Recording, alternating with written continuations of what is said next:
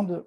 La Fondation Braillard Architecte, depuis 6 ans, a lancé un programme de culture et recherche qui s'appelle The EcoCentury Project, qui est un programme donc qui non seulement accompagne et finance des recherches sur le changement du cadre bâti, d'une part, mais aussi justement lance des activités en ligne ou en réel, en tant que possible, qui évidemment reprennent toutes ces questions et les mettent devant un public, soit en forme de débat, soit en forme de conférence, soit même en forme d'activités plus créatrices, comme ce fut le cas les derniers 3 ans avec la consultation du Grand Genève.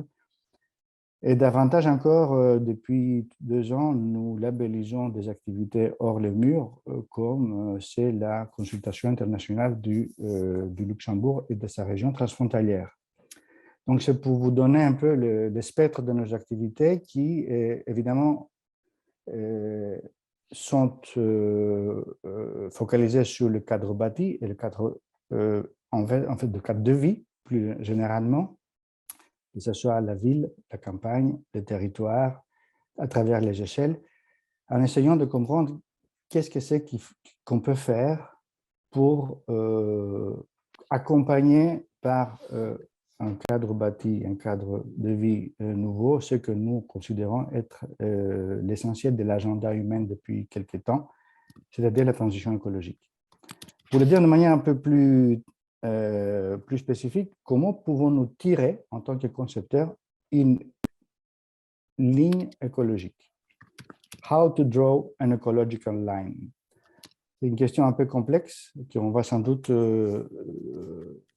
nous préoccuper pendant des années. Et nous avons, depuis 2 ans, c'est la deuxième année que nous avons essayé de concentrer nos efforts à comprendre comment les jeunes architectes, urbanistes, paysagistes et d'autres disciplines connexes se mettent au travail déjà au niveau de leurs études et tout de suite après pour transformer leurs convictions en forme, voire en action, en bâtiment, en paysage, en ville, en territoire. Ce sont des préoccupations que je pense que nous partageons aujourd'hui et depuis quelque temps au sein de cet espace réel et virtuel que nous avons créé. Donc, nous regardons avec beaucoup d'attention la réalité telle que nous entoure, non seulement la grande question de la pandémie, qui nous a ouvert non seulement, enfin, des espaces béants de problématiques sur la santé, sur la distance, sur la distanciation, sur les espaces sains et les espaces malades, sur les personnes saines et les personnes malades, sur les espaces de la santé et les espaces de la maladie, vous comprenez, les hôpitaux, et tout ce qui tourne autour de cette difficulté de saisir nos vies si fragiles, dans un espace si fragile, la fragilité de la vie, dans la fragilité de la biosphère, une croûte aussi tellement fine, dans un univers tellement énorme dont nous savons pour l'instant qu'elle est la seule qui abrite la vie, et dont nous espérons cette qualité va perdurer grâce à nos activités ou en dépit de nos activités. Nous essayons d'être du côté de grâce à nos activités et pas en dépit de nos activités. C'est pour ça que nous faisons ce travail avec vous. Nous réfléchissons collectivement sur le rôle positif que peuvent jouer nos disciplines sur le maintien, voire la richesse de la vie sur Terre. L'année dernière, nous avions déjà lancé une première session qui nous a paru extrêmement intéressante, que nous avons appelée Transition Seeds, les germes de la transition, faisant appel directement à des jeunes que nous connaissions. C'était, si vous voulez, un premier croquis, une esquisse de cette idée. On a parlé de forêts, des espaces post-industriels, des espaces marginaux, des constructions, des réemplois, et puis des cartographies. Donc, nous avons en effet ouvert très largement les sujets. Nous avons eu beaucoup de retours intéressants et qui nous ont encouragés à revenir à cette idée de Transition Seeds en deuxième version, deuxième édition, cette fois avec un vrai appel, un appel ouvert, un appel disons, adressé à tous les jeunes qui étaient en train de finir ou qui finissaient, qui avaient fini leurs études et leur diplôme d'architecte, d'urbaniste, de paysagiste. Nous restons pour l'instant dans ce cadre, disons, on va dire, de notre légitimité professionnelle, mais bien sûr, ce n'est pas pour exclure les autres disciplines qui fabriquent les cadres de vie, mais il faut commencer quelque part. On va certainement par la suite ouvrir de manière, je dirais, rigoureuse pour commencer à construire un peu reconstruire le puzzle de cette affaire. Alors, cette année, donc, nous avons sélectionné 10 projets parmi plein d'autres qui étaient extrêmement riches et intéressants. On ne pouvait pas tout sélectionner. Nous avons donc voulu donner cette fois un spectre, un panorama de ce que dans les écoles est en train disons, de mijoter sur ces sujets. Alors, cette fois, nous avons nous avons essayé de grouper autour des thématiques, 5 thématiques donc, 5 sessions qui vont nous accompagner de janvier jusqu'en mai. Aujourd'hui, donc, nous avons une thématique qui ouvre à la question du territoire et du paysage avec Marina Garlati et Elliot Dujardin. Nous avons intitulé cette session « Vers une nouvelle conception du projet de territoire ». Et Marina, qui est coordinatrice de recherche et assistante scientifique architecte de l'EPFL dans le laboratoire d'urbanisme et l'Habitat Research Center à l'EPFL, et Elliot Dujardin, qui est architecte paysagiste, aménagiste du territoire, membre de la FSU dans l'atelier de Comte Rampini Architecte, et ainsi aussi cofondateur du collectif Affluent. Alors, ils vont nous présenter pendant 20 minutes chacun leur travail, à la fois sur la question du grand territoire de Lyon et un espace beaucoup plus réduit en Suisse, d'autre part.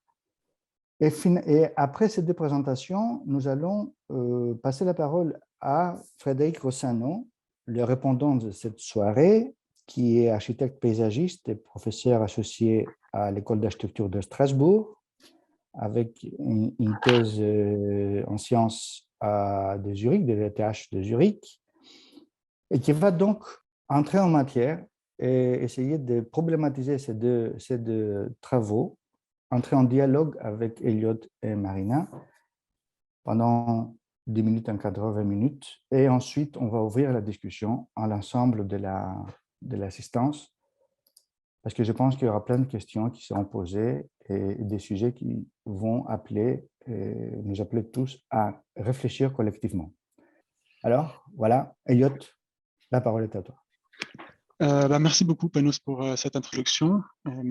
Avant toute chose, je souhaitais vraiment remercier la Fondation Braillard de nous donner cette opportunité déjà de partager à la fois ce travail de master, mais aussi nos convictions ce soir. Et entre autres aussi d'avoir créé ce cycle de conférences qui traite quand même d'un sujet, somme toute, fondamental pour nos territoires de demain. Il s'agit donc de la transition. Car vous n'êtes pas sans savoir que nos villes, nos campagnes, nos territoires finalement subissent une urbanisation incessante de par la croissance économique et démographique certes, mais surtout guidée selon deux modèles, le libéralisme et le capitalisme. Et qu'en cela, notre environnement, le paysage, le climat, mais aussi nos rapports sociaux ont été durablement transformés et en grande partie dégradés. Par ailleurs, le changement climatique, dont l'être humain d'ailleurs en est quand même la principale cause, ne fait qu'accentuer ces failles et révéler ces failles que nous avons nous-mêmes créées. Et il me semble que si vous êtes présent aujourd'hui, c'est qu'à la fois vous êtes conscient de ces crises que nous vivons, mais également que nous avons un rôle, nous concepteurs ou acteurs dans l'aménagement du territoire, dans la résilience des territoires. Et c'est sur ces questionnements en fait, que je me suis penché pour ce travail de master, avec cette thématique qui était la question suivante, donc comment rendre un territoire résilient entre autres, au changement climatique, et comment nous, concepteurs, nous pouvons participer à cette résilience. Alors, cela implique forcément de définir 3 terminologies: le changement climatique, le territoire et la résilience des territoires. Pour ce qui est du changement climatique, je ne vais pas vraiment rentrer dans le détail. Il me semble que maintenant, tout le monde est au courant de ce que c'est. Juste préciser quand même que selon le Haut Conseil pour le climat, 67% des émissions de gaz à effet de serre sont produites par les bâtiments, l'agriculture et la mobilité. 3 domaines finalement sur lesquels nous travaillons au travers de la planification territoriale.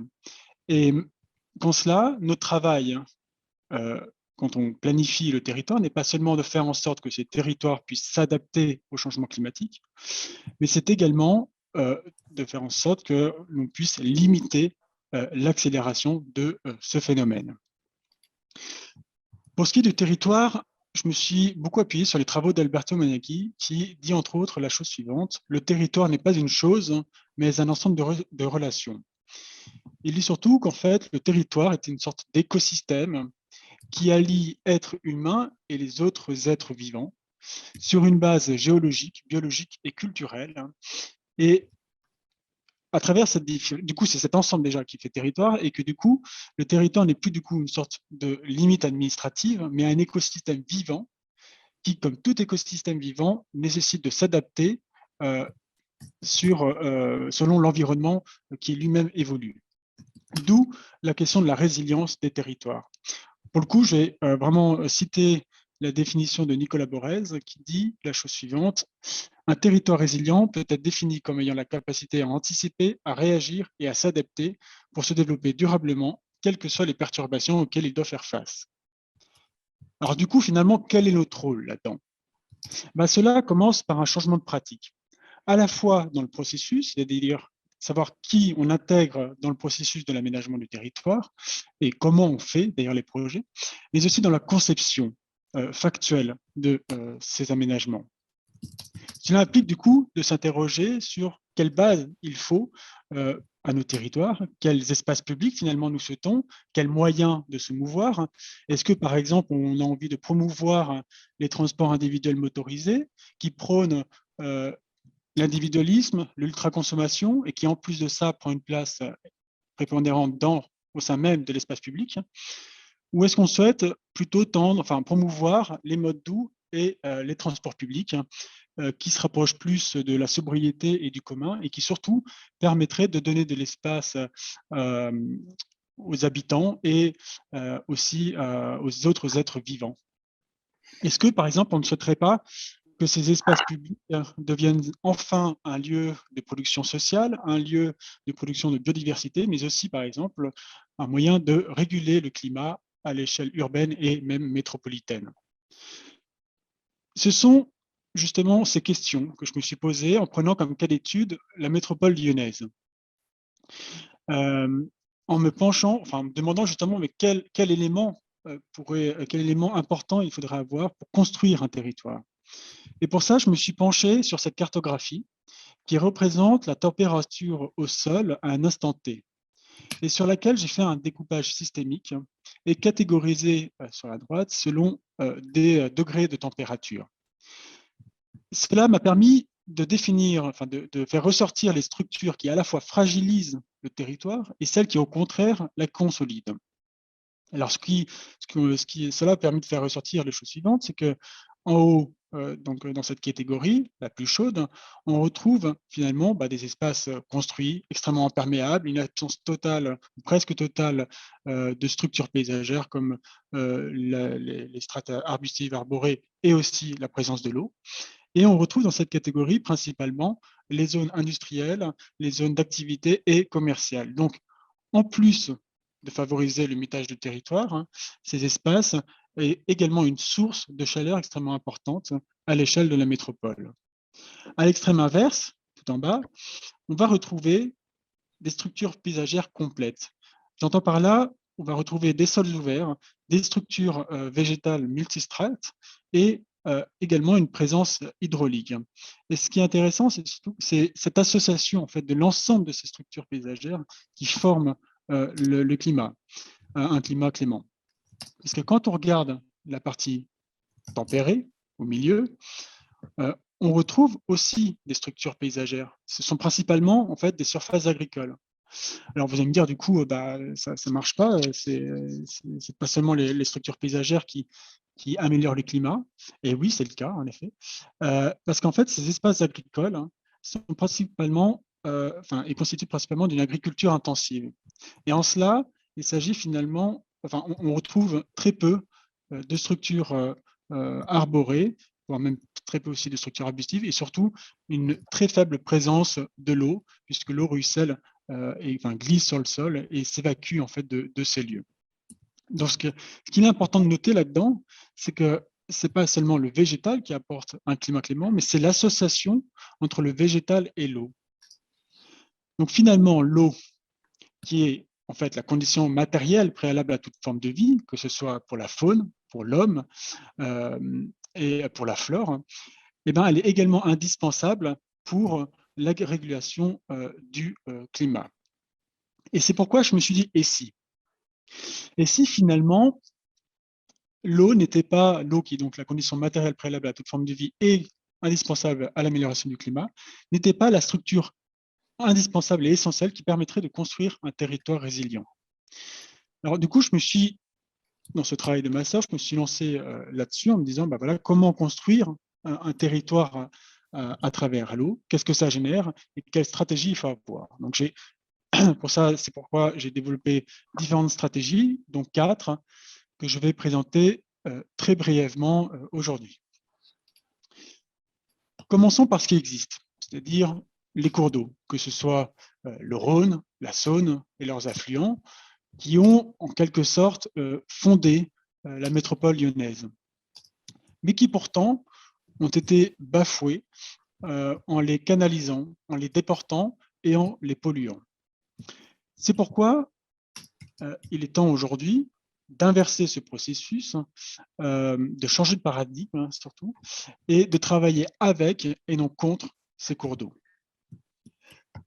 Je vais un peu vous expliquer comment. Alors, ici, sur cette cartographie, j'ai représenté les crues à la fois passées et futures de ces cours d'eau, le Rhône, la Saône et les affluents.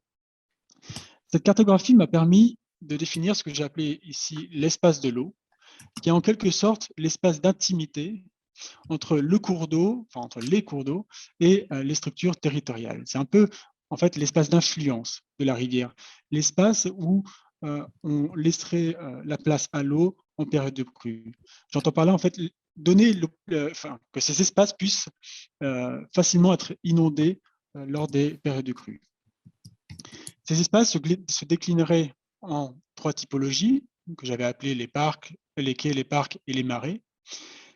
Des typologies qui, du coup, s'exprimeraient selon le contexte, selon l'histoire, selon le milieu ambiant. Alors, je ne vais pas rentrer beaucoup plus en détail sur cette partie, parce que Marina, qui va faire une présentation juste après, rentre beaucoup plus dans le détail sur ce sujet, et je laisserai aussi M. Rossano peut-être rebondir sur ce sujet. Comme toute réflexion sur les cours d'eau, cela implique aussi d'avoir une réflexion plus globale sur les bassins versants. Car vous savez, le changement climatique va générer une intensification des fortes pluies, certes, mais aussi une rarification des plus petites. Et en cela, notre travail, c'est en effet de se prémunir contre les inondations, contre les crues, mais c'est aussi assurer une présence de l'eau en tout temps pour la faune, pour la flore, pour l'homme, mais aussi du coup pour la question climatique. C'est pourquoi il est maintenant grand temps d'ouvrir nos sols qui ont été depuis des décennies imperméabilisés, entre autres au profit des transports individuels motorisés, avec les routes, avec les parkings et j'en passe. C'est pourquoi d'ailleurs le sujet sur les transports individualisés est important quand on planifie la métropole, car elle a un rôle dans les émissions de gaz à effet de serre, pour la pollution, le bruit, mais aussi justement sur l'imperméabilisation de nos sols et entre autres du coup sur le climat local. C'est pourquoi j'avais proposé un travail d'acupuncture à l'échelle du territoire qui identifierait les parkings, les rues, les espaces délaissés aussi, sur lesquels on irait ouvrir ces sols, perméabiliser ces sols et les rendre vivants, pour, entre autres, infiltrer les eaux, mais aussi parfois les stocker. Cela va plus généralement créer un ensemble d'espaces publics absolument indispensables à la fois pour la qualité de vie, mais aussi pour le climat local.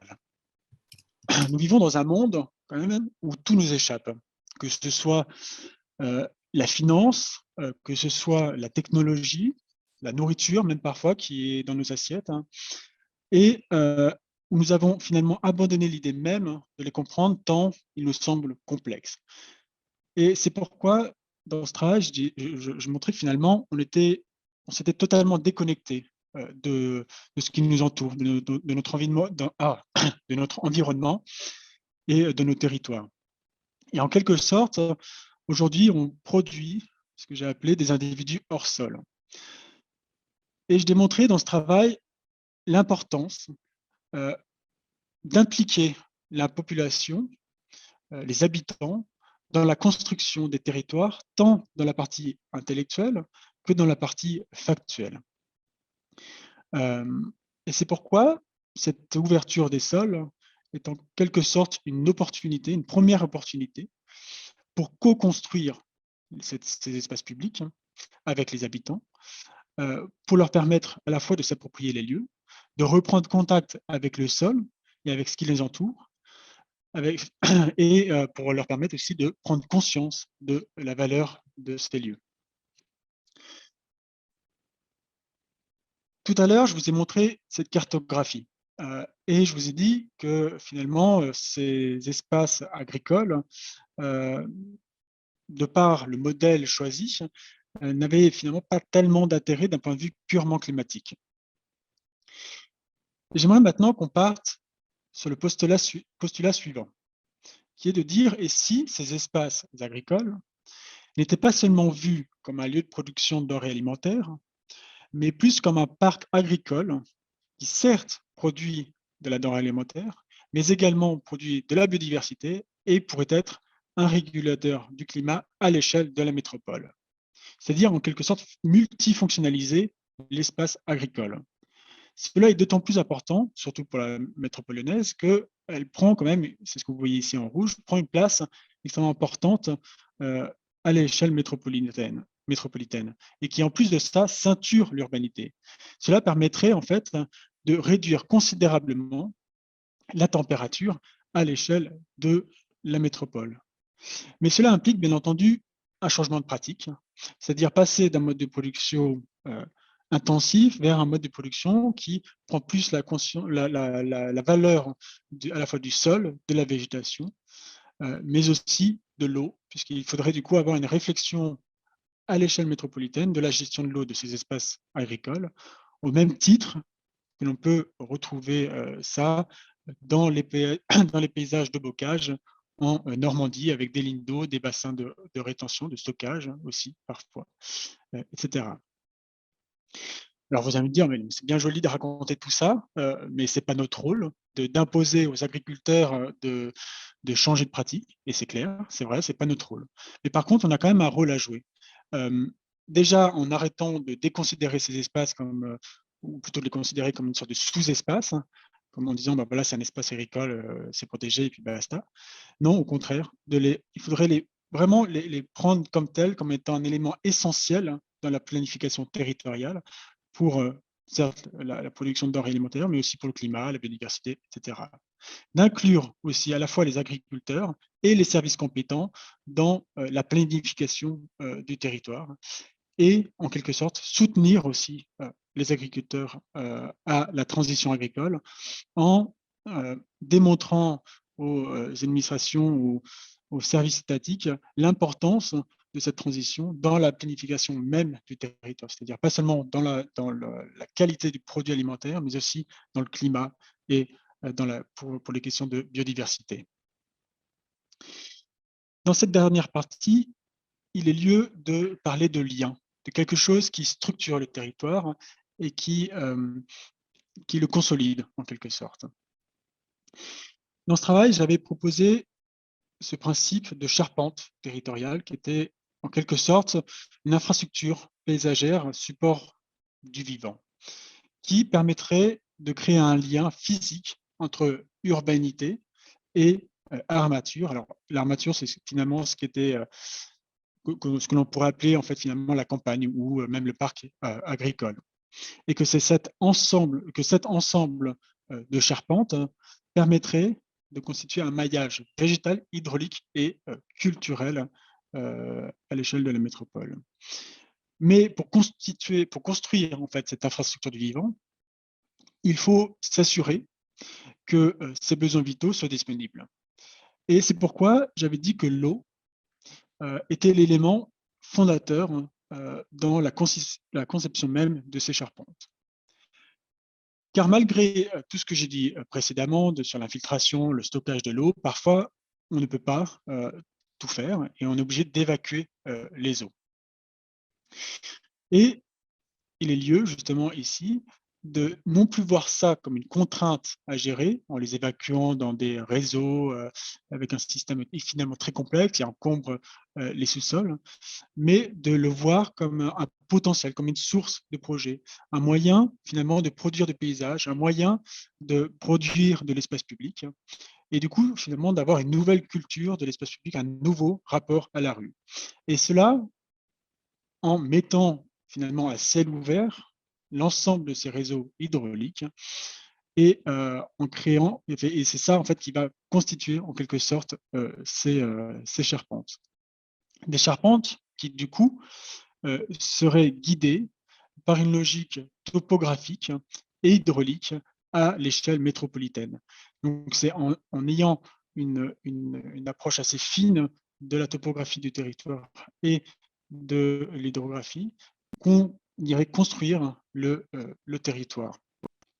Des charpentes qui, à la fois, viendraient s'immiscer dans les urbanités existantes, mais qui viendraient aussi construire le développement urbain futur.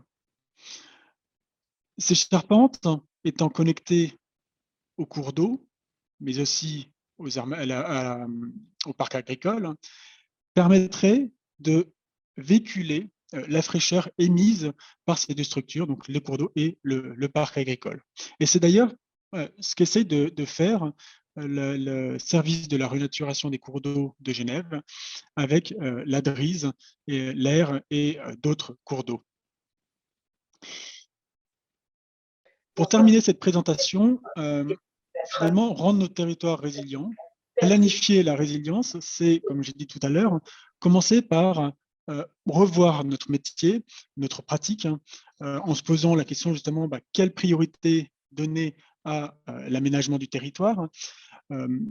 Ça consiste aussi à agir et à mettre en action, enfin, nos pensées, notre réflexion, en osant prendre des choix, en osant expérimenter et en accompagnant les communes, les cantons vers la transition, en travaillant aussi avec les acteurs qui, en quelque sorte, font vivre le territoire. Et entre autres, par exemple, tout à l'heure, j'ai parlé des agriculteurs. C'est également planifier le territoire, enfin planifier le nécessaire au territoire, dont l'eau, avec toute cette présentation que je viens de faire, qui, selon moi, en fait, l'eau doit être un élément structurant dans l'aménagement du territoire. Enfin, se pose aussi, bien entendu, la question de l'enseignement du projet, l'enseignement du paysage, qui doit, selon moi, être totalement revu. Je terminerai cette présentation par cette question qui, selon moi, est fondamentale dans notre métier. C'est qu'est-ce qui fait sens? Voilà, merci beaucoup pour votre écoute. Et puis, je vais laisser maintenant la parole à Marina. Merci.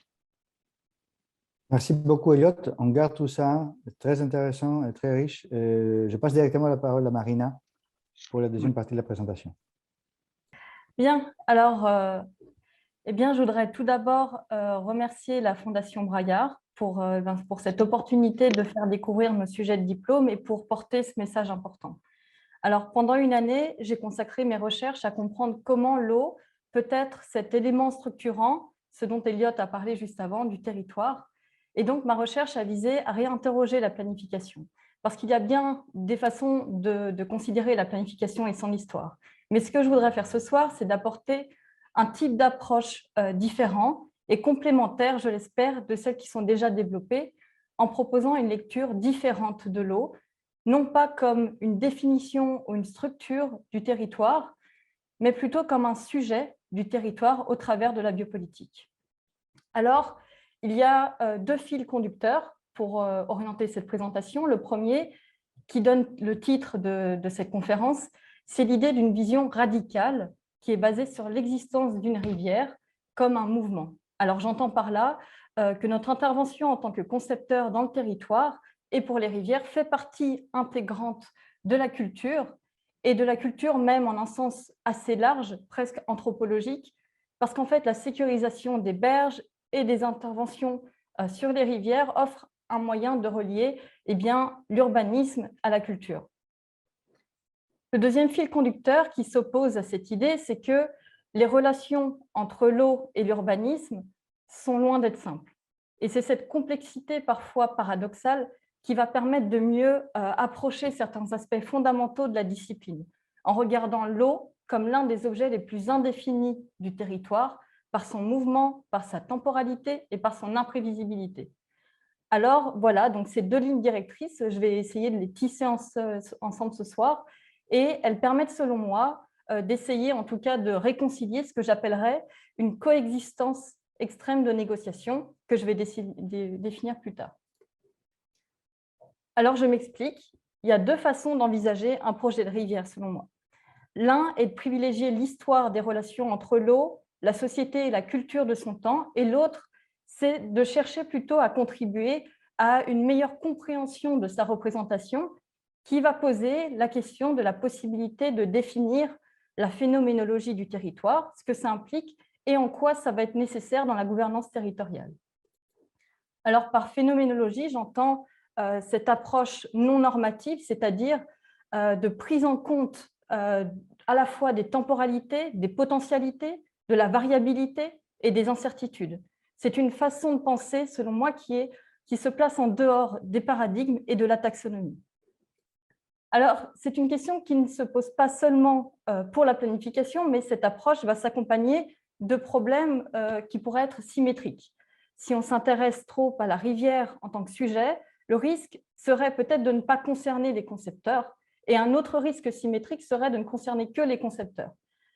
Or, ici, l'objectif, c'est plutôt d'essayer de penser tout ça en synergie, d'être à la fois dans un dialogue avec le sujet vivant et le projet de territoire. Et alors, c'est globalement dans cette perspective que je me situe. La décision de consacrer une année complète à cette recherche, elle est partie de ce constat qu'on ne peut pas envisager un projet de transition écologique sans mettre le vivant au cœur de la réflexion projectuelle et urbanistique. Alors, voilà le plan que j'ai adopté. Donc, dans une première partie, je vais essayer d'explorer le sens concret qu'on peut donner à l'idée que notre rapport au vivant va faire partie intégrante de la culture d'une époque, de la culture aussi matérielle, mais au-delà de la culture en un sens plus général. Donc, ce que j'ai appelé, c'est ce que j'ai appelé donc la lecture biopolitique qui fait référence à Michel Foucault. La seconde partie, elle va porter sur quelque chose d'assez fondamental. C'est de prendre les ressources du territoire, de prendre compte en tout cas des ressources du territoire. C'est-à-dire que la mise en comparaison de ces différentes dimensions du territoire va permettre une lecture fonctionnelle multiple et faire tomber les barrières de la sectorisation et va remettre certainement en question des concepts hérités de contraintes d'hier. Donc, le territoire pourrait s'adapter face à la transition. Enfin, je m'intéresserai à l'idée que la relation entre le vivant et l'homme n'est pas toujours absolument évidente. Il y a un apparent discours que les deux tiennent ensemble. Et dans ce discours, qui renvoie beaucoup aux pratiques, il y a ce qu'on appelle la nostalgie. Et on retrouve à l'intérieur le jeu de négociation dont je parlerai à la fin de la présentation. Alors, pourquoi s'intéresser à un concept philosophique et en quoi est-ce utile dans notre pratique? La biopolitique, c'est une définition qu'on pourrait donner issue des travaux de Michel Foucault, c'est la forme d'exercice du pouvoir qui porte non plus sur les territoires, mais sur la vie et les populations. Alors, pour définir plus aisément la biopolitique, ou en tout cas sa possible application géophilosophique, j'ai cherché à proposer, ou en tout cas la décomposer peut-être, en 3 concepts différents qui vont être accompagnés d'une exploration cartographique. Alors pour cela, j'ai fait une investigation dans la cartographie ancienne et cette étape m'a permis d'arriver à une approche spatialisante du pouvoir, de comprendre comment le représenter par le concept philosophique de biopolitique. Alors pour moi, la première leçon essentielle, c'est l'idée d'un dépassement de la vérité objective en direction de la vision radicale et politique. Et c'est là, à mon sens, que la discipline va jouer un rôle essentiel dans le contrôle des formes, des idéologies, pour qu'un objet territorial tel qu'il serait défini par la biopolitique atteigne un but et qu'il entre dans une définition. Car oui, eh bien, c'est bien le fait de définir quelque chose, de le faire entrer dans une taxonomie, dans l'objectif d'une efficacité, et donc de répondre à ce modèle de société rationnelle. Et c'est ça qui va rendre son corps productif. Le second terme, celui de la sécurisation de la population, il implique la notion de mise en danger. Mais celle-ci va être subjective parce que le danger existe car l'homme se rapproche des rivières et va imposer une discipline. Alors, la mise en sécurité de la rivière va permettre à l'homme de chercher à conquérir les lieux alentours, retrouver aussi cette notion de culture, donc une notion culturelle du rapport au vivant. Et la sécurisation va être présente dans le territoire de façon à la fois autonome et irrégulière, donc à différents endroits fragmentés qui vont entrer dans une stratégie plus globale. Alors, ces deux notions m'ont amené à réfléchir au sujet vivant et à me poser la question, je pense, la plus fondamentale de tout mon travail, comment représente-t-on le vivant? Et c'est à ce moment-là qu'on peut parler du point de vue assujetti. C'est-à-dire que les représentations cartographiques ne voient généralement pas le vivant comme un sujet, au contraire, il est malléable sous la discipline et la sécurisation. C'est un point de vue biopolitique. Tout cela m'a mené à essayer de concevoir un projet dans lequel on va tenter de s'abstraire d'un point de vue assujetti et donc que le vivant serait considéré comme sujet. Mais réaliser un tel projet demande un shift conceptuel, celui de chercher à explorer le radical poussé à l'extrême. Il s'agit donc de comprendre la rivière comme un paysage dynamique plutôt que comme une surface statique.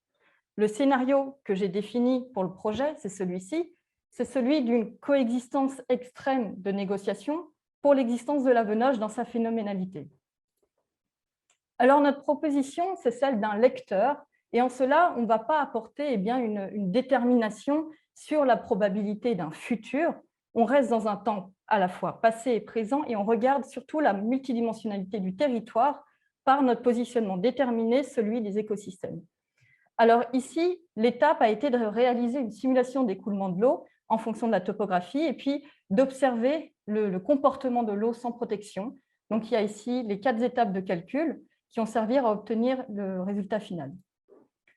Alors, on se positionne non pas dans cette idée qu'il y aurait une objectivité absolue par rapport aux questions liées à l'écologie, et c'est intéressant de voir également à quel point on demande de plus en plus aujourd'hui aux concepteurs de se positionner comme des prescripteurs de solutions, parfois même pour peut-être sauver le monde, mais nous, concepteurs, eh bien, nous nous posons aussi beaucoup de questions et apportons au moins peut-être autant de réponses que nous posons de questions. Alors, ce changement de paradigme m'a fait me demander si cette transition écologique dont on nous parle tant était en fait une forme de vision radicale extrême. De ce fait, eh bien, j'ai choisi d'aborder la lecture territoriale en posant mon regard en amont du flux et non plus en aval, non plus comme pour chercher les besoins de gestion d'un territoire, mais plutôt de s'interroger sur les extractions qui sont impliquées au territoire dans sa gouvernance. Il s'agit donc de comprendre, à partir de ça, que c'est certainement à nous de nous re-questionner par rapport à notre propre espace. Alors, le site d'étude que j'ai choisi pendant cette année de recherche, c'est celui d'une rivière, de la Venoge, une rivière vaudoise, un espace de polarisation forte et incapable de faire face et de profiter de sa position stratégique, son rôle en gestion territoriale, son échelle et sa morphologie. Mais il a aussi été question de considérer la longue histoire des lieux par de multiples explorations, comme arpenter les lieux, comme rencontrer les habitants, écouter des témoignages et découvrir le passé des usages du paysage. Comme en témoigne cette interview d'un usager de la Venoge, les Vaudois méritent mieux que la Venoge. c'est là que je me suis demandé, mais alors, comment négocier notre propre espace? Quand on parle ici de négociation, il y a aussi une dimension spatiale, mais pas que ça. En négociant l'espace anthropocentrique d'un certain point de vue, c'est qu'on cherche peut-être à refuser le processus de transformation des ressources du territoire qui sont définies par un capital. En fait, il s'agit de comprendre donc que le vivant, comme sujet à part entière, ne serait plus l'objet d'un capital unique. Alors, voilà, le rêve, c'est toujours celui de révéler la nature, mais la nature existe toujours comme une polarité dans ce discours qu'il y a, où il existe aussi l'homme et la culture. On parle de cette négociation dans le sens où ça ne sera ni passif ni actif, ça ne sera pas non plus un laisser-faire, mais plutôt un jeu subtil de négociation. La rivière va gagner un statut en face de nous et chacun notre tour, on la retrouve. La négociation est donc rattachée au sujet de pouvoir et c'est là où ça devient politique, où la rivière reprend ses droits par son mouvement et par sa phénoménologie, mais les rapports conflictuels deviennent donc intéressants. Le projet ne va pas être donc à un endroit, il y en aura plusieurs et à chaque fois, ça va réagir différemment. Pour la Vrenage, on cherche à dédensifier les flux en comprenant quel est l'espace de l'eau. Alors, le principe de négociation va aussi inclure des dimensions spatio-temporelles. On peut déterminer des potentiels d'extrême par des questions saisonnières, mais on ne peut pas empêcher des singularités de se produire. En fait, on fait en sorte que l'eau va pouvoir passer sans détruire son flux. Je m'explique. Ça veut dire que, plus simplement, on accepte l'aspect incertain d'un futur qu'on ne connaît pas. Et on ne se positionne pas dans une logique passée, dans les réponses que l'on apporte à ces incertitudes de comportement, comme par exemple pour les inondations. La singularité, c'est le maximum de variation d'un flux. Et dans la négociation, elle se définit aussi par la délimitation de la régulation pour l'homme. Un exemple très concret, ce serait celui d'une crue par rapport à un barrage ou à des berges sécurisées. On en vient donc à se demander quelles sont les formes de négociation qu'on propose. Le projet va donc inclure plusieurs composantes du territoire, comme par exemple la mobilité, l'agriculture, la production industrielle, etc. Je ne parle donc pas de chaque élément de protection relevé sur le territoire, mais plutôt des typologies d'intervention qu'on va avoir sur les éléments de protection. Comme par exemple une intervention sur les berges de la rivière, des obstacles ponctuels comme des barrages, des tuyaux, etc. Et tout ça aussi en rappel à la présentation d'Eliott juste avant, j'ai aussi défini des typologies d'intervention pour 3 matériaux et comprendre comment négocier avec l'élément vivant en les considérant comme des nourritures fondamentales du projet, et tout cela en opposition à ces 3 structures, du rural, du foncier et de l'urbain, qui, selon moi, étaient les structures fondamentales pour comprendre et s'interroger sur la négociation. Alors, ce que j'ai appelé matériaux ici, c'est pour moi des continuités qu'on pourrait qualifier d'anthropologiques du territoire, donc une qualification des ressources d'un territoire et de leur structuralité. Alors, le premier matériau est le rural. Il implique ici des stratégies d'amont en aval, et pour chaque matériau, il convient de se demander comment celui-ci se structuralise. Et aussi à quel point une structure va être hiérarchique et dense. Et ça revient à se questionner sur ces degrés d'échange et à la fois sur la souveraineté en besoin liée à l'impact écologique. Le matériau rural repose sur un entrelacement de paradigmes entre le social et le vivant. Le rapport au passé et à nos propres temporalités est un problème essentiel. On revient dans le présent avec des exigences qui donnent une forme d'arrogance et d'immobilisme puisqu'on se positionne dans une logique d'antériorité. Le second matériau, foncier, apporte des questionnements relatifs au droit de faire ou non. Alors, comment celui-ci se structuralise? Il faut pour cela commencer par se demander comment est géré un territoire et prendre en compte les sols multiples du territoire qui offrent des écosystèmes utilisés par un capital. La division fonctionnelle permet de, du coup, mieux distinguer les nécessités propres au territoire et à sa gestion sur un temps long. Ceci en comprenant donc toutes les données du territoire et de comprendre aussi comment gérer les imports nécessaires et comment ça peut être traité. Donc des questionnements socio-économiques. Et tous les sols avec cette multifonctionnalité doivent être pris en considération et valorisés comme des capitaux stratégiques pour la transition. On a interrogé tout à l'heure le terme de capital, mais ici, la question du foncier, dans une proposition biopolitique qui doit être donc non assujettissante et qui considère le sujet, c'est d'aller à l'inverse et donner un capital peut-être à plusieurs lieux, en tout cas de considérer la multidimensionnalité et non plus penser à une seule dimension. Le dernier matériau urbain va impliquer des enjeux plus larges et s'intéresser notamment aux hubs de flux. Donc, on s'interroge ici sur une qualification des ressources d'un territoire, leur abondance et leur non-abondance à pouvoir gérer leur nécessité structurelle à s'autoréguler. Donc, c'est une recherche de solutions par le biais de compréhension d'un écosystème pour améliorer la résilience climatique et la qualité de vie, avec des interventions potentielles qui peuvent être, par exemple, dans l'agriculture urbaine, la gestion de l'eau, la mobilité et beaucoup d'autres exemples. Donc tout ça, ça nous apprend que, tout ce que ça nous apprend, c'est de comprendre que peut-être que les principaux enjeux sont de garantir l'espace de l'eau en dialogue avec l'humanité. Donc pour cela, le paysage peut être conçu dans une perspective transdisciplinaire et chercher des solutions écosystémiques dans notre compréhension du vivant.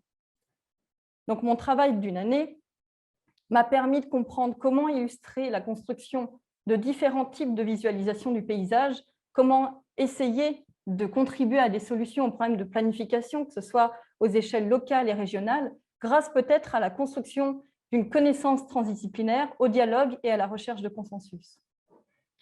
Alors voilà, on propose peut-être ici donc une façon de vivre qui ne va plus être liée à la sécurisation, dans cette relation où on n'essaye pas constamment de forcer les territoires en les sécurisant pour vivre et les conquérir, mais plutôt de laisser les territoires dont l'habilitation nécessite une sécurisation libre. Pour clore cette présentation et désormais ouvrir la discussion, voilà quelques pistes de réflexion que j'ai notées. Je pense qu'ils sont peut-être propres à nos deux sujets et qui sont pour moi assez fondamentales. La première, c'est l'aspect théorique en opposition à l'aspect pratique. Donc, comment mettre en pratique la recherche théorique? Ensuite, la question du rôle territorial de chacun, de comprendre quelle est notre limite, quel est notre rapport à la culture, la façon dont on comprend le territoire et dont on l'habite, et comment la société peut-elle changer de paradigme. Tout ça nous amène à s'interroger sur une déterminée sociale peut-être, et ce besoin ou non d'entrelacement entre le social et les structures écosystémiques. Merci pour votre attention. Merci beaucoup, Marina, pour cette très riche, très fluente approche. J'espère que tout le monde avait bien attaché sa ceinture durant ces deux présentations. Ça a donné un beau souffle pour le début de l'année. Donc, je passe directement la parole à Frédéric Rossano, qui, j'imagine, qu'il a plein de remarques et de questions à poser. Frédéric. Merci. Oui, effectivement, je ne sais pas si ma ceinture était bien accrochée, mais on peut dire qu'on a fait c'était du haut vol. Je pense que c'est difficile de déployer ce que vous avez concentré là dans 20 minutes, ce qui est assez, il y a un travail de compression assez impressionnant parce qu'on était proche de la fusion. En tout cas, ça pose un certain nombre d'enjeux qui moi, me sont chers et qui aussi parce que ce sont des enjeux qui posent des problèmes ou qui forment des obstacles à cette fameuse transition. À définir cette transition et à en devenir acteur. Alors, définir, c'est un vrai sujet. Moi, comme ça, en riant, j'ai demandé une fois à une collègue qui voulait monter un programme sur la transition. Je lui ai demandé la transition de où à où et elle n'a pas su me répondre, en fait. Donc, il y a déjà un problème disons de dynamique et de situation dans le temps et j'en reparlerai. Et puis, il y a une question de négociation, et je trouve intéressant que Marina appuie sur cette question-là, qui est que quand on parle d'outils et de projets, on peut effectivement soit conserver notre statut un peu de sachant, de savant et de démiurge, qui a été un peu la position de l'architecte du XXe siècle, soit accepter le fait qu'en fait, on a besoin de descendre de notre tour d'ivoire pour engager les négociations, mais du coup, avec qui et avec quoi? Donc voilà deux questions en fait que j'ai envie de renvoyer du coup à Elliot et Marina. La première question, c'est qui discute avec qui dans ces grandes remises en cause de l'espace, remise en cause des usages, remise en cause du foncier, remise en cause des systèmes économiques, des grands sujets, mais où sont les interlocuteurs? Comment est-ce que vous sortez de l'espace là que nous formons, où finalement on se comprend et d'une certaine manière on s'accorde, et comment est-ce que vous emportez votre questionnement à l'extérieur? Qui est-ce que vous engagez? Et peut-être après, on verra peut-être sur ma seconde question qui porte plus sur les temporalités, mais j'aimerais d'abord vous poser à tous les deux cette question-là. Si là, à la sortie, vous avez la possibilité d'aller chercher quelqu'un qui ne soit pas, comme moi, un expert ou un sachant, de cette manière, de la même communauté que vous, qui irez-vous chercher? Bien, moi, je vais peut-être répondre pour l'instant à la première question.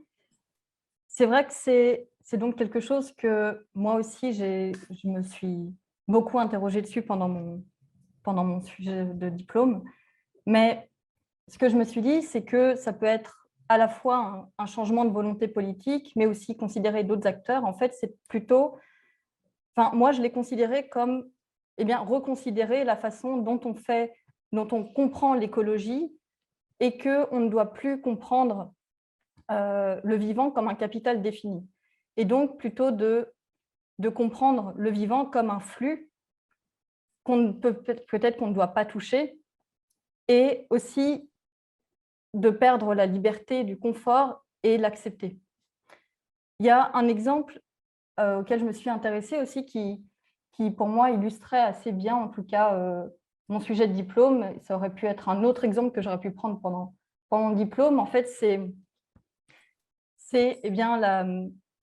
la vallée de la Roya et ce qui s'est passé en 2020.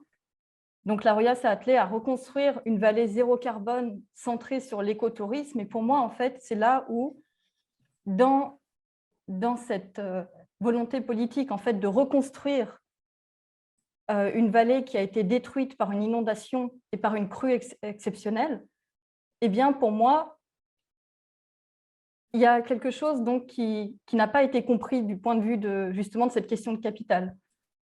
Parce qu'en fait, le fait d'avoir sécurisé la rivière a provoqué peut-être cette inondation et les catastrophes que ça a engendré. Et finalement, le fait de reconstruire la rivière selon une volonté basée sur l'écotourisme ramène toujours du coup cette question pour moi de la culture et du social qui est donc la pratique des lieux, mais peut-être sans se re-questionner sur notre façon de vivre et pourquoi est-ce qu'on a sécurisé autant cet espace et pourquoi est-ce qu'on revient sur cet espace pour le resécuriser et pour le rendre maintenant touristique. Voilà, c'était peut-être juste un premier exemple qui m'avait… Est-ce que justement, ce n'est pas contradictoire de dire à la fois il faut négocier et en même temps de dire il faut abandonner les espaces de fluctuation? C'est-à-dire qu'à partir du moment où il y a abandon, finalement, il n'y a plus personne avec qui négocier, si je puis dire. Moi, je ne le considère pas comme un abandon, pas du tout. Je pense que c'est plutôt de comprendre déjà que c'est un flux, parce que je pense que justement dans cette idée de capital, en fait, il y a une non-compréhension du flux. En tout cas, c'est ce que moi je ressens aussi dans toutes les études que j'ai eues. C'est du coup cette volonté de toujours essayer de sécuriser, mais non pas de le comprendre comme un flux et de l'intégrer dans notre conception en tant que flux. Et avec toutes justement le mouvement qu'il a et le comportement incertain que ça peut avoir. Oui, dans ce sens-là, je vous rejoins parce que c'est pour moi, enfin, justement, je trouve une limite sémantique, mais aussi philosophique. C'est-à-dire que dans les nouvelles approches ou les approches dites alternatives de la gestion des crues, on entend assez souvent ce discours de rendre la nature à la nature, rendre l'espace de la rivière à la rivière. Donc, où il y a cette forme de personnalisation, de subjectification de l'élément naturel qui, d'une certaine manière, est un peu la grande histoire du paganisme, mais qu'on retrouve même dans toute l'histoire chrétienne, qui est comme ça de se créer des poupées avec qui on peut parler. Et en même temps, dans cette pseudo-générosité de « on vous rend votre espace », il y a une forme d'abandon, mais qui est une fausse générosité, qui est un peu on vous abandonne l'espace qui n'est pas à nous, finalement. Alors, je trouve justement beaucoup plus intéressant d'avoir une position plus offensive, de dire acceptons de rester, mais acceptons que ça bouge. Et qu'est-ce que ça donne? Ces deux vérités face à face. Je trouve ça très intéressant. Du coup, ça m'amène un peu à la deuxième question, qui était la question de la temporalité. C'est-à-dire que ce qui est intéressant, c'est que vous montrez dans vos références graphiques, et peut-être même, je dirais, dans votre expression graphique, d'ailleurs, d'une certaine manière, il y a un côté comme ça un peu qui retrace un peu la grande histoire finalement de la production graphique de l'école du génie. Moi, ça m'a rappelé pour certaines productions d'Eliott. Bon, c'est ce temps où on apprenait à faire des plans de paysages, en fait, à la plume. C'est cette question du temps, en fait, vos références philosophiques, mais aussi en termes de climatologique et graphique et culturel, finalement, s'étalent sur des temporalités gigantesques, en siècles, voire en millénaires. Or, comme l'ont rappelé si gentiment nos gilets jaunes, comment est-ce qu'on relie la fin du monde et la fin du mois, et puis nous, en tant qu'architectes, architectes paysagistes, ma foi, il faut bien manger, et comment est-ce qu'on arrive à faire le trait entre ces réalités-là et en même temps l'ambition que vous avez, l'ambition immense, qui est de nous resituer dans des perspectives temporelles beaucoup plus longues, quoi. En quoi nos petits projets peuvent combler cet écart-là?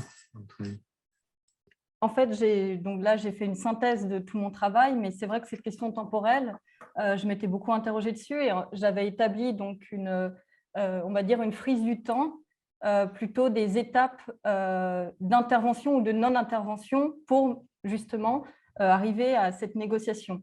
Donc, il y avait 3 étapes, une courte, une moyenne et une longue.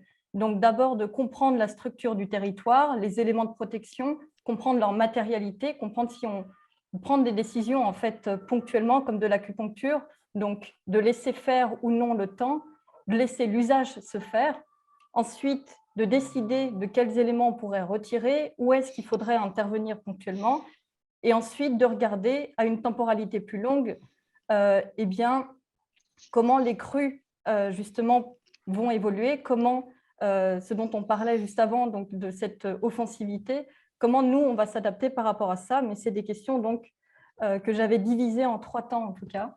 Voilà.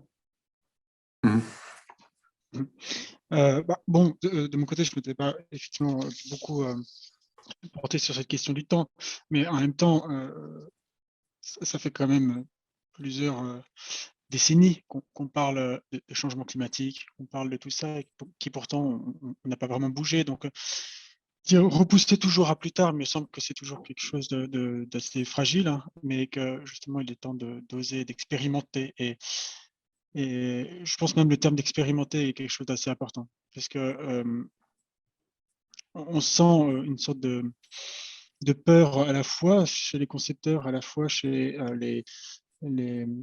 dans, on va dire, toute la sphère administrative, mais aussi chez les habitants, la peur du changement, la peur de tester des nouvelles choses. Ensuite, pour ce qui est, on parle de manger, je pense que c'est pour ça aussi que je parle d'inclure la population dans le changement. À la fois parce qu'il me semble qu'ils ont beaucoup de choses à nous apporter et parce qu'ils peuvent participer en fait au changement. Il y a un moment sur une de vos planches, ou je ne sais plus si c'est dans la planche ou dans l'autre, où vous écrivez, à un moment donné, il va falloir inviter à table les poètes, je crois que vous citez, les géographes, bon, toute la famille architecturale. Et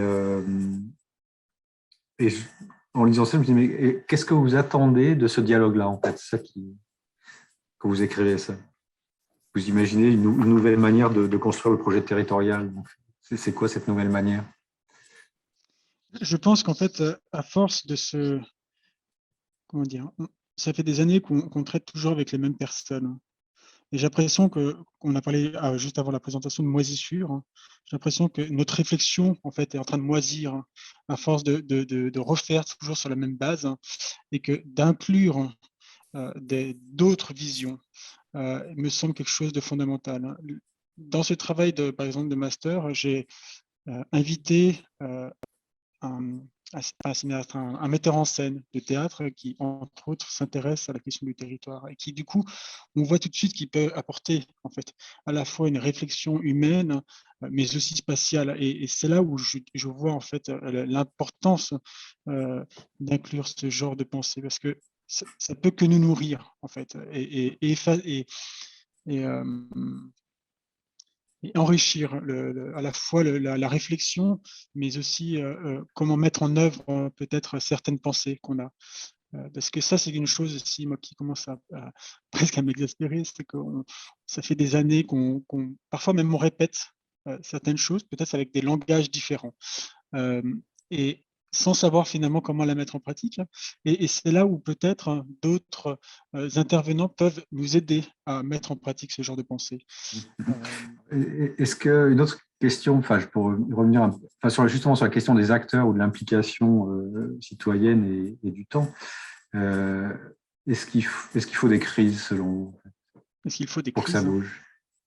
Vous dites on est frustré, on ne change pas. Est-ce qu'il faut la crise? Est-ce qu'il faut les grandes inondations qu'on a vues? C'est intéressant, Marina, vous citiez les grandes inondations dans les Alpes-Maritimes. Est-ce qu'il faut qu'on arrive à une situation de crise, en fait, pour que le citoyen se saisisse de la question du territoire, pour que les différents acteurs de la conception se parlent? Ou est-ce qu'on peut faire avant la crise? Il me semble que dans l'idéal, il faudrait le faire avant, mais je pense que l'être humain est fait de telle sorte qu'on attend toujours la crise pour commencer à réagir, en effet. Malgré le fait qu'il y ait effectivement quelques personnes qui, dès le début, arrivent peut-être à prévoir certaines crises, mais l'être humain aimant le confort aimant le confort et surtout le plus de confort, attend que ça ne soit plus possible pour commencer peut-être à réagir. Je suis assez d'accord, mais je me pose aussi la question et je ne sais pas si la crise est suffisante en fait pour une prise de conscience. Je pense que c'est aussi quelque chose d'individuel et de personnel. Et je ne sais pas si la crise pourrait être un élément provocateur, parce qu'il y a plusieurs exemples qui montrent que, disons que c'est difficile d'apprendre de ses erreurs, et comme tu as très bien dit, et je l'ai dit aussi tout à l'heure, le confort est quelque chose d'assez important et qui revient souvent. En tout cas, je pense qu'il peut y avoir plusieurs cas différents, mais que la crise elle-même n'est pas suffisante pour une prise de conscience. Dans ce cas-là, ce que je trouve intéressant, c'est que ça ramène un peu à la question du flux que vous évoquiez. Mais on peut se demander si on ne devrait pas, nous aussi, plutôt que finalement d'essayer d'apporter des solutions à grande échelle, à l'échelle métropolitaine ou régionale, qui sont clairement les bonnes échelles en termes quand on pense à la gestion de l'eau. Mais est-ce que finalement, si on veut vraiment être dans le flux, être capable de résister à ce flux, c'est aussi accepter l'idée que l'architecture, qu'il y a peut-être une couche de moisissure, en tout cas sur l'idée d'architecture, qui est née de la Renaissance et qui est l'idée qu'en fait, ce que dénonçait d'ailleurs Renzo Piano il y a une certaine époque en disant tout le monde veut habiter un château maintenant, c'est-à-dire n'importe quelle, la moindre maison individuelle est construite pour durer des centaines d'années. Or, en fait, il disait ça à l'époque, il écrivait ça à l'époque où il concevait le projet du Centre Pompidou comme une sorte de mécano comme ça, en mouvement permanent. Ce qui était une sorte de paradoxe, mais je trouve ça résonne aujourd'hui, je trouve, en se disant effectivement, plus on construit en dur, plus la crise sera douloureuse. Or, plutôt que d'essayer de se dire on va prévenir, on va essayer de préparer notre territoire à ce qui arrive, on pourrait se dire aussi finalement la meilleure façon de se préparer, c'est de continuer à faire ce qu'on fait, mais en se disant qu'on le fait pour des temps beaucoup plus courts. Et ça, c'est une réflexion qui, pour moi, est toujours, je dirais, active depuis en fait que j'ai comparé deux interviews que j'avais faites, une en Suisse et une aux Pays-Bas, de deux acteurs de la défense contre les inondations, deux acteurs majeurs de personnes. L'une me disant en Suisse, nous on travaille en fait à la solution qui va nous permettre d'affronter les crues des siècles à venir. Et l'équivalent hollandais me disant, nous on travaille à prévenir les crues des 30 ans à venir. Et puis après 30 ans, on verra. Et en fait, je me suis longtemps posé la question en me disant, mais qui a raison? Et évidemment, la question ne se pose pas en ces termes-là. La question, ce n'est pas de savoir lequel des deux a raison, la question, c'est de savoir quel est l'avantage des deux réponses. Les deux réponses ont des avantages différents. Mais c'est en ce sens-là que je trouve que la question de la temporalité, à la fois de notre regard et de la temporalité de notre action, est en soi aussi une matière à réflexion importante.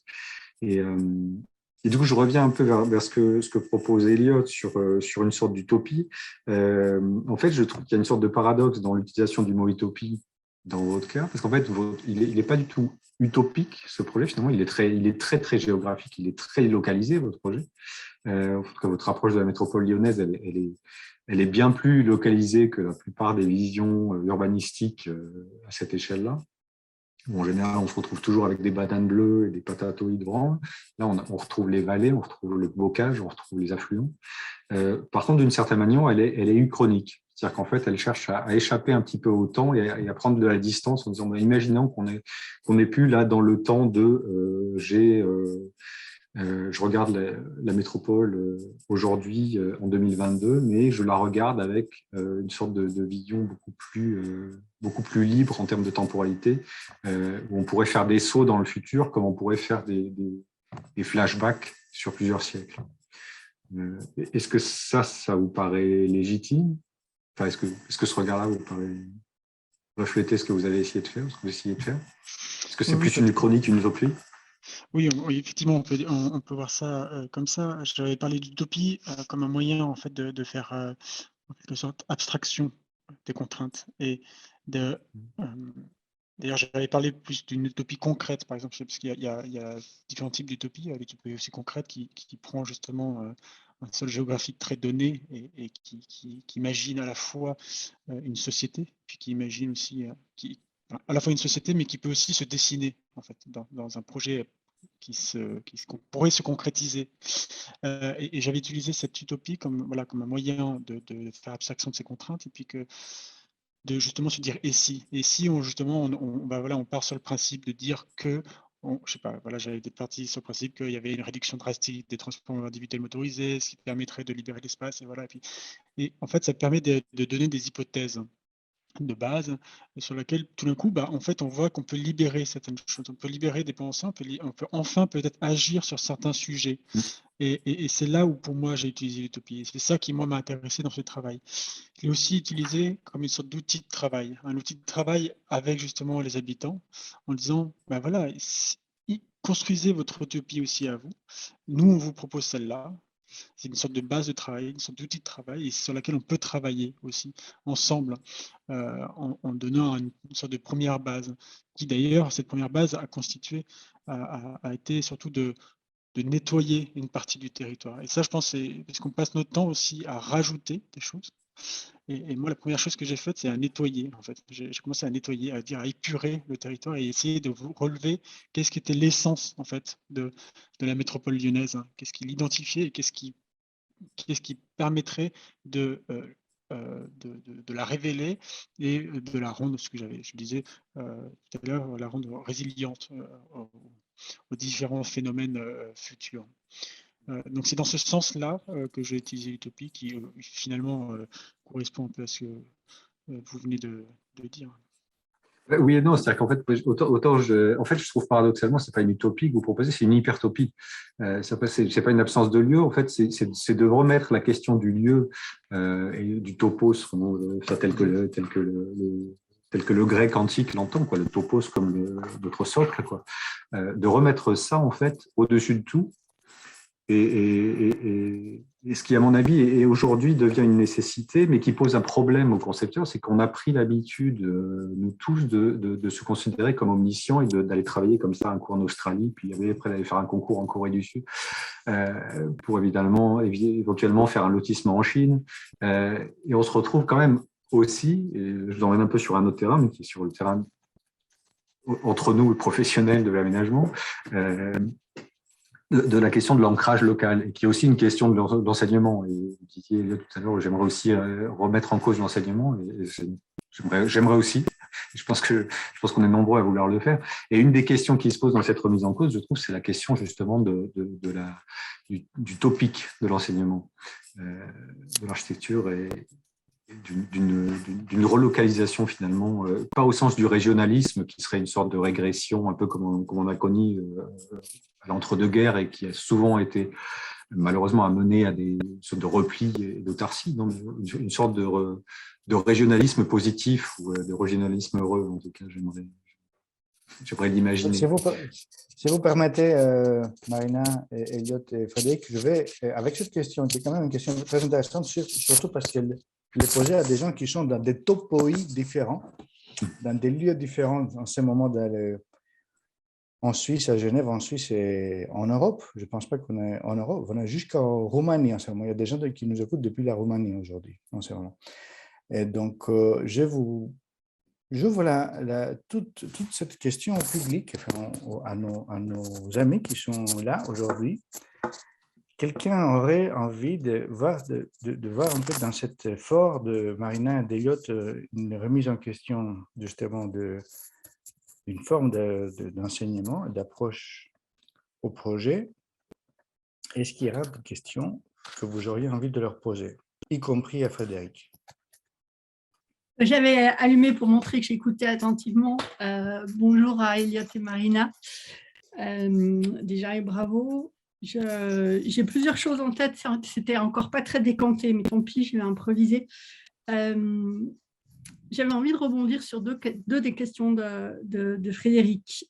Pour moi, le fait d'aller convoquer un poète, c'est de répondre à la situation de complexité dans laquelle on est. Si je m'inspire des écrits d'Edgar Morin, c'est de dire qu'on se sort d'une situation complexe seulement si on va convoquer une multirationalité. Et que de pouvoir se retrouver dans un dialogue avec des gens qui ne pensent pas comme nous, ça me semble absolument essentiel. Donc, pour moi, la réponse, elle est assez... J'ai pas mal travaillé sur cette question-là et je pense que c'est vraiment important. Alors après, ça peut aussi donner des choses avec beaucoup de bruit et pas de résultats. Mais j'aime beaucoup travailler dans des situations de conversation collective, d'aller chercher avec des gens dont c'est la compétence, c'est pas la mienne, d'intelligence collective et de travailler dans ce sens-là.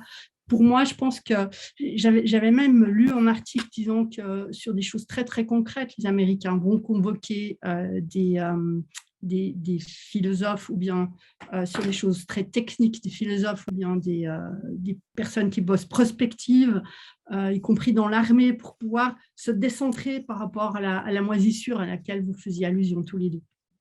Donc, moi, je suis assez en phase avec cette manière de voir et j'aime beaucoup travailler en transdisciplinaire. Et puis après, par rapport à la présentation d'Eliott, pour moi non plus, ce n'est pas une utopie, ni même, je dirais, une uchronie, c'est, alors, de manière très pragmatique, presque, c'est de remettre les choses dans l'ordre en partant des ressources et en imaginant, il l'a dit, Elliott, de planifier la résilience en imaginant quelles sont les nouvelles infrastructures ou les infrastructures de demain qui vont nous permettre d'absorber des crises, de ne pas crever de chaud quand il fera 45 degrés. Et que je pense qu'en effet, alors il y a plusieurs leviers, mais le levier de l'eau est pour moi l'un des leviers importants. Alors à travailler à nouveau entre paysagistes, probablement hydrauliciens, urbanistes, plein de gens et architectes aussi, pour que tout d'un coup on retrouve une nouvelle culture. ouvrons un peu. Je vois aussi Julie qui a allumé son écran. Est-ce que c'est par hasard ou c'était à propos? Non, je veux Depuis bien Grenoble. réagir. Oui. Bonsoir tout le monde et merci pour vos présentations. Effectivement, là, pour rebondir aussi sur ce que dit Michel, je trouve que de ce qu'on a entendu jusqu'à maintenant, il y a deux choses. Je pense qu'effectivement, la multiplicité des acteurs, elle est pour créer un différentiel, et ce différentiel, il permet la dynamique qui est le propre d'un écosystème. Donc, je pense qu'on est, à mon avis, et peut-être qu'à chaque topos, il y a un écosystème de personnes différentes qui se met en place. Ce n'est pas un, mais plusieurs écosystèmes pour arriver à capter peut-être ces milieux vivants. Par contre, je pense qu'il faut même changer le vocabulaire jusqu'à la planification. Enfin, moi, ce mot, du coup, d'autant plus la même avec vos présentations de travaux. Alors, il vient, à mon avis, du fait que ce soit des travaux pédagogiques, et ça, je le comprends parfaitement, c'est-à-dire qu'on n'est pas en situation potentiellement d'avoir tout le panel d'acteurs à disposition, même si on fait toujours l'effort d'aller chercher, on va dire, ces outils dans une approche historique, de l'arpentage, où on convoque plusieurs manières de ramener de la connaissance. Mais ça m'intéresserait du coup, si on cherche à créer des écosystèmes, de repenser en fait qu'est-ce qui pourrait à la fois tenir une vision d'ensemble qui sont propres aux éléments que vous choisissez du type l'eau, une biodiversité, un système, en tout cas une charpente, une structure nature. Et on le sent, ce qui vient tout de suite après, des choses beaucoup plus locales et beaucoup plus ponctuelles, qui sont sous-jacentes dans vos présentations, dans vos envies de négociation ou de cohabitation. Et du coup, là, moi, peut-être aussi la dernière petite remarque, c'est pas très décompté non plus, mais je trouve qu'il ne faut pas non plus oublier la puissance, on va dire, positive que doit avoir un projet. Surtout que vous avez une capacité, par exemple, à représenter qui est magnifique. Et il ne faut pas non plus avoir peur de se laisser aussi séduire par cet imaginaire, parce que je crois qu'on sait tous qu'on va avoir beaucoup d'efforts à faire pour vivre dans ce monde et ensemble, mais du coup, ça ne se fera pas sans plaisir non plus.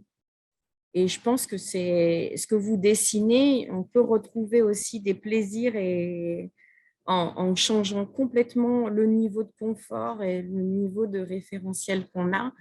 Et je pense qu'ils sont importants aussi à annoncer. Voilà. Merci. Merci beaucoup, Julie, de cette remarque. Est-ce qu'il y a quelqu'un d'autre qui voudrait, on arrive vers la fin de notre soirée, on n'avait qu'une heure et demie. Frédéric, vous avez une main levée. Oui, j'ai fait ça très, très proprement. Je lève la main. Donc, je voulais juste rebondir, comme on arrive en fin effectivement de discussion, sur ce que vient de dire Julie, sur la notion de plaisir, si j'ai bien compris. Je crois que je vois qu'on a une faiblesse, c'est que contrairement à l'ingénieur hydraulicien, l'ingénieur génie civil, en fait, on n'est pas très bon pour ce qui est d'amener des réponses à des problèmes en fait. Par contre, là où on est très bon et où on se différencie, c'est qu'on est très bon à imaginer des futurs possibles. Et je crois qu'il y a un piège dans la transition, enfin, en tout cas dans les questions de transition, c'est de rentrer dans une sorte de discours de crise en disant tout va péter, il faut absolument faire quelque chose. Donc en fait, on devrait se placer plutôt dans un futur désirable que dans un rôle de médecin de campagne.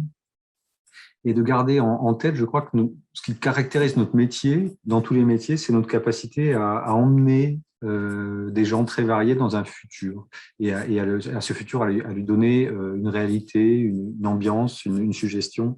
Et c'est vraiment, voilà, je crois, une des qualités essentielles de l'approche du concepteur par rapport à celle des autres métiers. Et donc, je m'associe complètement à cette idée de plaisir, quoi.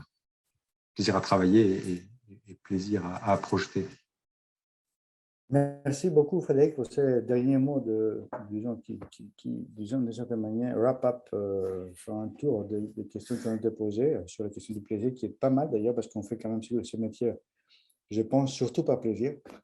Donc, je vous remercie pour cette première présence dans cette série de conférences qui, j'espère, va vous intéresser, qui sera au moins aussi riche et philosophique que celle que nous avons vue aujourd'hui. Un grand merci à Marina, à Elliot et surtout à Frédéric Rossano qui a pris le temps et qui a mis l'énergie pour interroger de manière approfondie ce travaux qui nous paraissent très prometteurs, très riches, et nous espérons que l'ensemble de cette assistance aujourd'hui va pouvoir nous suivre pour continuer la discussion et surtout l'action. Merci à tous, bonne soirée, au mois prochain. Au revoir. Au revoir, merci beaucoup. Merci.